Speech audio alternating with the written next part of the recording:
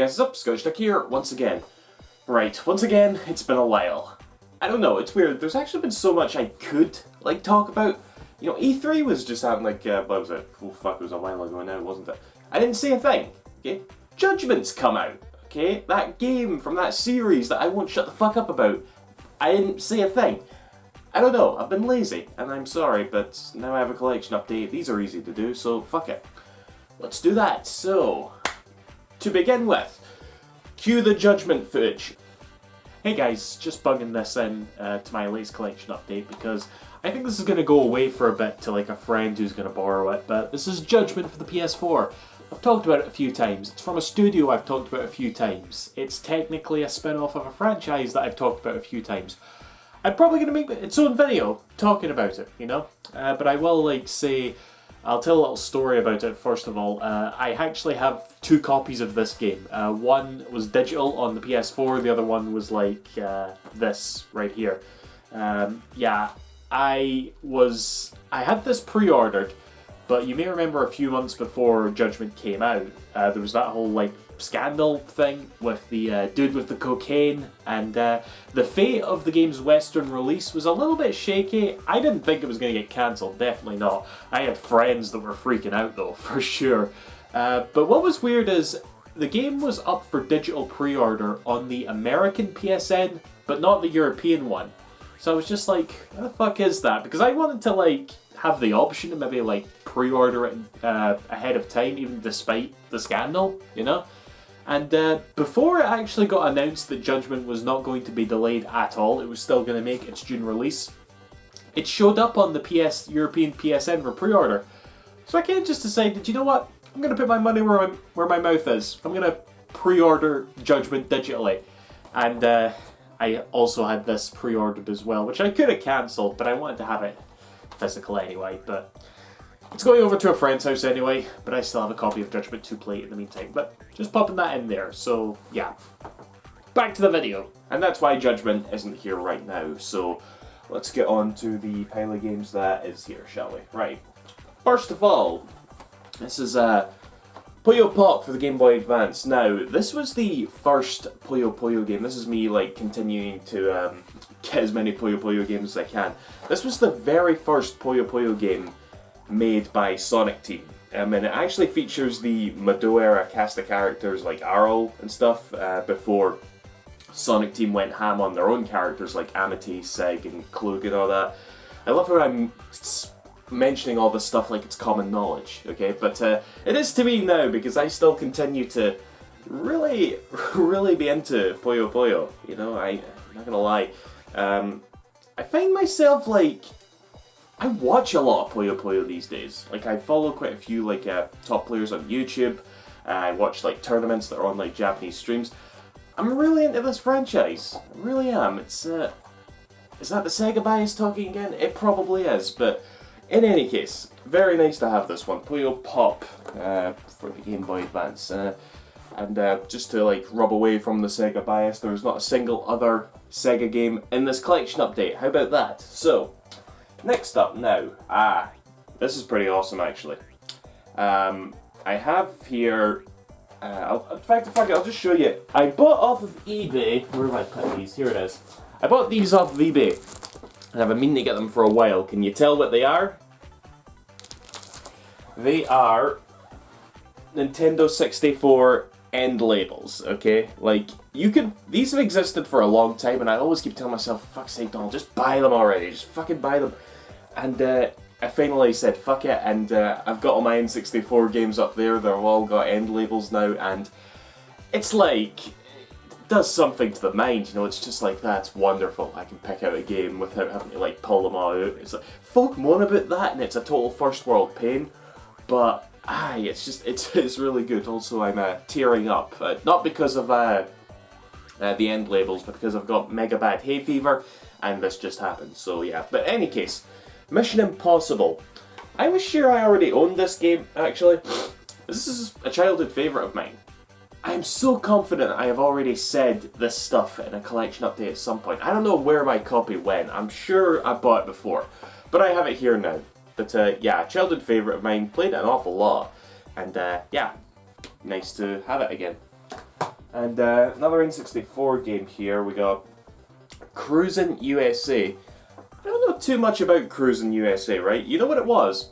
You hear about Cruisin' USA, like, I think there's even Cruisin' USA stuff in, like, Smash Brothers games, you know, like stickers from Brawl or just something little like that.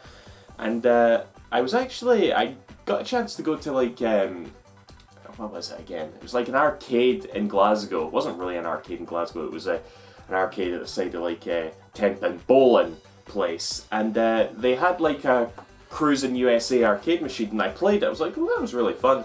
And I doubt this is the same game. I doubt it, but it kind of just enticed me to, you know, grab it. So, yeah, Cruisin' USA. It's got a name label. Okay, next we have another game that I was sure that I owned already. Elite Beat Agents. Now, this is a big fan favourite, this game. It has a big cult following. And it's actually from the makers of Guitar Man, one of my favourite games of all time. And can I tell you guys something really petty? I used to look down on this game a fair bit, coming off of Guitar Man, thinking, oh, this is from the same people. And you know what it was? It was because it had licensed songs on it instead of, like, original songs. I don't know why, I just couldn't get behind that.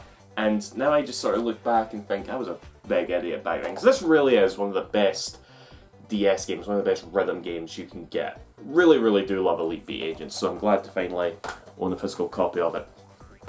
And, oh fuck, another game that I was sure I already owned. Tony Hawk's Pro Skater 4. I don't think I talk about it enough, but Tony Hawk's is actually quite an important, like, franchise to me. I really got into it, and it all started with this one. I remember trying to play it on the PS1, you know, Tony Hawk's 1, 2, and 3. I had what was it? My brother used to play them a lot, and something about playing it on the PS1 did not appeal to me. But when we got our hands on this one for the PS2, I just fell in love. I love this game so much. This and Tony Hawk's Underground are the two best Tony Hawk games in my opinion, you know. After that, it kind of went a bit south, but this one and Thug, fucking love it. Fucking adore it. So, yeah.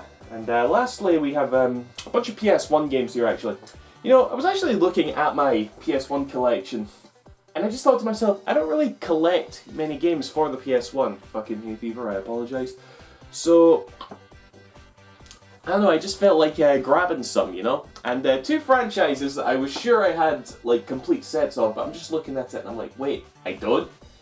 Was Crash and Spyro. And I own, like, the N. Sane trilogy and the Reignited trilogy, and I've not played them that much, because you guys know, I'm not really the biggest Crash and Spyro fan. I know as a platformer fan, I should, but I just did not grow up with them, I guess, and they just don't have that effect on me that they do most people. But I finally now do own, here is Crash Bandicoot 2 and Crash Bandicoot 3. Now, again, this is a running theme for this collection update, isn't it? I was sure I already owned these, especially this one, Crash 3, because of all the, like, Crash games, and even all the Spyro games, if I'm honest, this is definitely one that I have a big love for. You know, I played through this game a few years ago, and I adored it. I really, really like Crash 3, or Crash Warped, if you will. So, yeah, where the fuck did my copy go? I think my old flatmate nicked it, because he was a big Crash fan.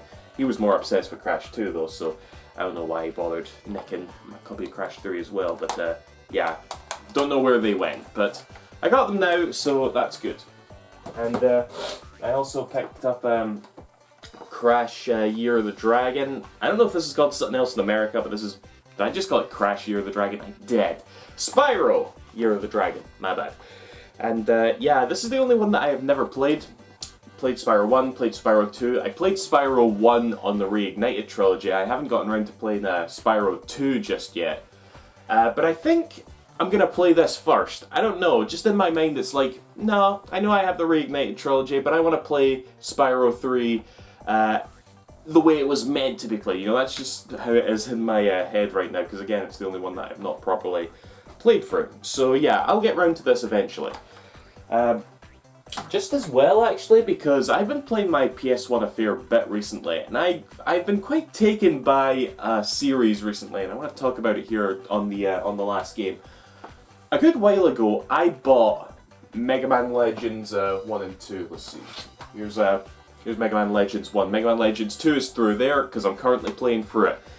And at the time that I bought these, you know, they weren't really that cheap, but in my mind it was like, oh, these are some, like, really well sought after games. I want them, you know? It was like, it was that bit of my brain that sometimes takes over that's like, oh, I just want a game because it would be nice to have rather than actually play it.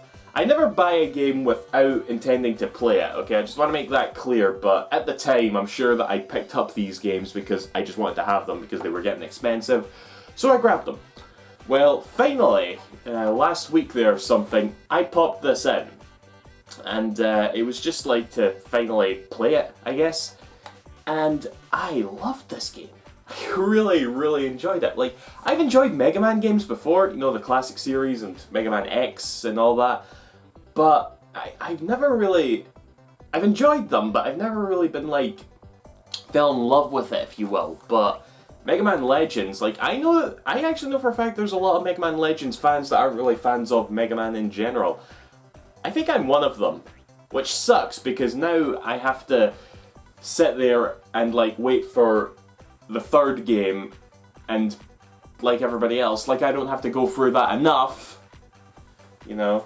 So, yeah, but I'm still playing through Mega Man Legends 2. It is so much better than this game, but this game is really good. I'm really, really surprised at Mega Man Legends, okay?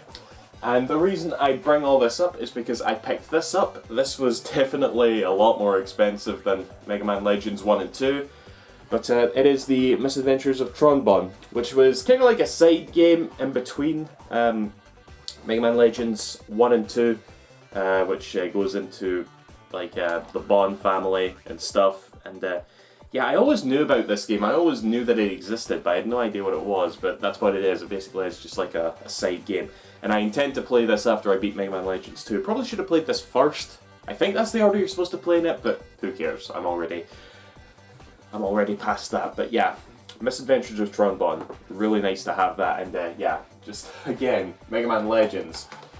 Holy crap, I'm into it. So yeah, that's that, guys. Hopefully I'll make some more videos soon. I'll just think of some topics or something, I don't know. See you after, thank you for watching. Bye bye.